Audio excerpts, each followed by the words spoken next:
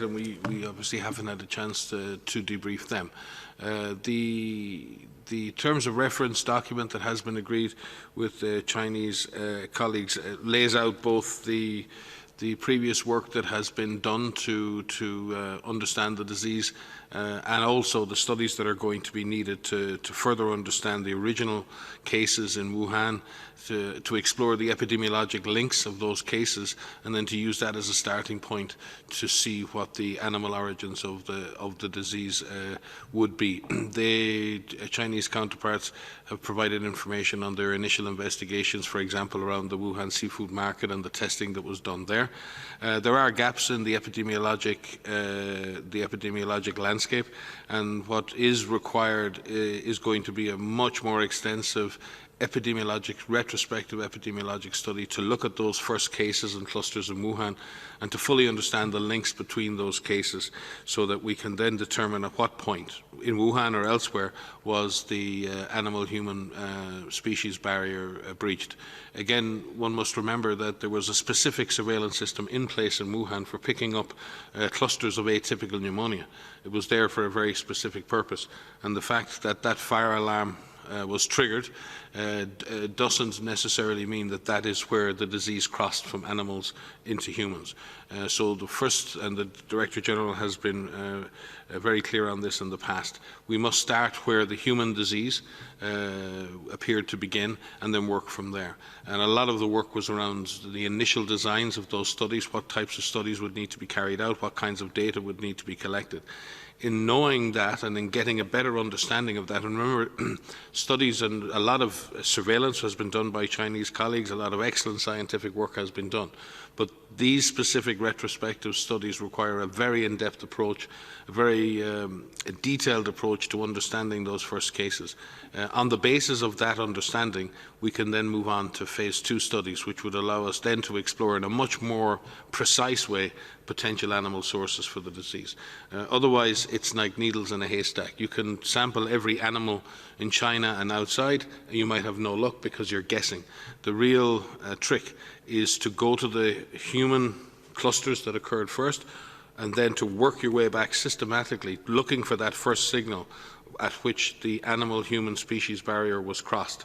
Once you understand where that the barrier was breached, then you move into the studies in a more systematic way on the animal side, and then you're directed and much more precise in how you achieve that.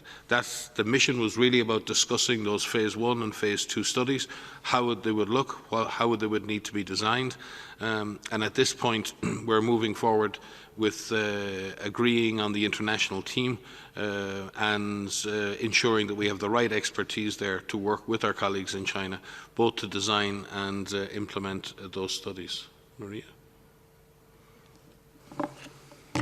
Thank you very much, Dr. Ryan. The next question is from Jamil Chade, the Geneva correspondent for a range of Brazilian media. Jamil, pardon. Please unmute yourself and ask your question. Thank you, Margaret. Good morning to all. My question is on Brazil. If you could give us some light on the current situation and what can be done from this moment onward, since the 100,000 mark of deaths basically is about to be achieved later this week. What further steps can be taken in order to avoid an even bigger tragedy? Thank you very much. Okay. I'm getting all the questions today, but yes, no, you are correct. The situation in Brazil continues to be of great concern. With many federal units reporting a large number of cases, and the average daily count around 60,000 per day, and in excess of 1,000 deaths. Like it is in other countries that are experiencing intense community transmission with significant pressure on the health system, Dr. Tedros has spoken again about this before. There are only a few roads out of this crisis for countries, and suppressing intense community transmission is that first step. That can only be achieved with a very strong partnership between federal, state governments and with communities.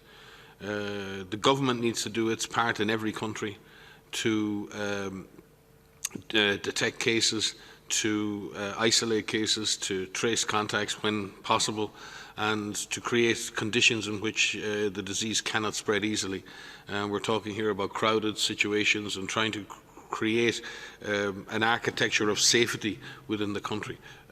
Communities then can participate, comply with government advice and regulations, and also reduce their own individual exposures. That is very easy to say. It is difficult to achieve. It would seem to me that in most countries that have experienced intense community transmission, the way out is long, and it requires a sustained commitment to doing many what on the face of it are very simple things, but are difficult to actually implement. And there is, as I've said before, there is no magic bullet here. This is going to require a reset of in many countries around how they approach suppressing this virus, how we approach communicating and engaging and empowering communities. And some countries are really going to have to take a step back now and really take a look at how they're addressing the pandemic within their national borders, and are they doing everything possible politically, economically, medically to suppress the virus and support their communities. I think the only thing to add to what Mike has said is to, especially in countries that are seeing the most intense transmission now, is to break down the problem to where the most intense transmission is, to where the biggest burden is, and to mobilize your resources and your efforts in those areas first. We do see that in many countries, even those that are experiencing quite some outbreaks right now, transmission is not uniform across an entire country at the same level in all locations at the same time. We have seen from other countries that went through something similar, that what they tried to do is they tried to isolate where is the biggest issue, where is the biggest burden, where is the most intense transmission, and mobilize the resources there first to see how, if resources are limited, and we know in Brazil there are tremendous resources, there's tremendous will, to be able to tackle this problem. And as Mike has said, to engage communities, engage people, and not only inform them, but engage them in this battle against this virus. And it is about the application and the use of the tools that we have right now. There are tools that will come available, and we do hope that there will be a vaccine that will be safe and effective and available. But at the present time, what we have right now are tools that work. There are tools about finding cases, active case finding, isolation of cases, even mild cases, finding contacts, quarantining of contacts, ensuring that there's testing capacity so that we know where the virus is. It's about using all of the tools for physical distancing, wearing a mask where appropriate, making sure that you practice respiratory etiquette. As the DG says, do it all. Not just the governments to do it all, not just businesses getting engaged, but individuals. You can play a part in this as well. Maybe